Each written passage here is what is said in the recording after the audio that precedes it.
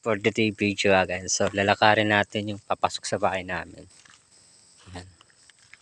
So ito po, naglalakad po ako ngayon para videoan yung kung gaano kalayo papunta sa amin.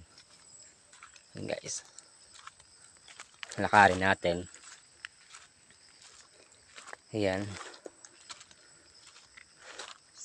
So hindi naman po siya guys kalayuan yung bahay namin. So pag kaunting ikot natin dyan, matatanaw nyo na po yung bahay namin. Pero sa side lang po ng sa right yung bahay namin. Yan. So guys, yan. So dito guys medyo mainit na. Ayan. And doon po sa bundok na yon is makulimlim. Medyo baka nga mamaya uulan siya. Alam niyo naman guys, dito pag sa bundok ulan init. Pero actually guys, pag dito sa bundok kasi ranas ko na rin dito guys. Pagdating ng hapon guys, malamig. Tapos lalang-lalo na guys sa gabi. No, malamig. Yan, tsaka hindi mo na kailangan ng dito guys, electric fan. No? Kailangan mo dito makapal na kumot. Kasi malamig dito guys. Sa lugar na to. So itong daanan namin. So itong parts na nakikita nyo guys. Yan, sa amin pa po yan. Yan. So kung mapapansin guys sa dulo, yun yung aking motor. Sa side niyan, sa left right, sa right side po yun yung bahay namin. Yan.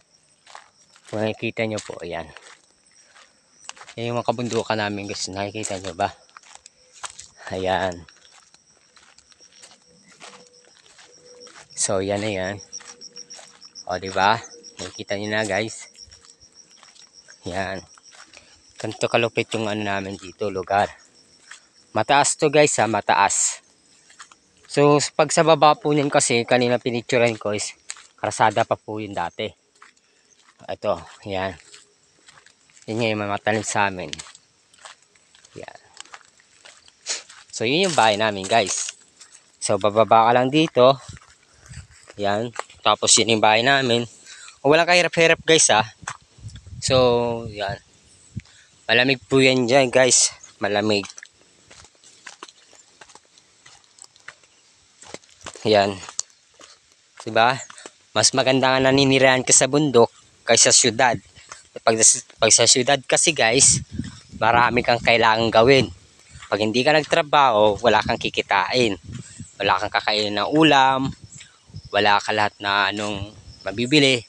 Eh dito guys, sa bundok, makikita mo dito, pag nagugutom ka, pwede kang magkukain ng gabi, o pwede kang magluto ng papaya, o pwede ka magbenta ng mga gusto mong mga kalakal. So mga tawag dito guys, yan ay tawag nila dyan is kalakal. Yan, kasi yan yung mga usong-uso dito sa lugar na to. Kalakal ang tawag dyan guys. So guys, kung ito ay tinatawag nilang San Fernando, no? Yan. So ito po kasi guys, dalawang klase ito eh. Pula at puti.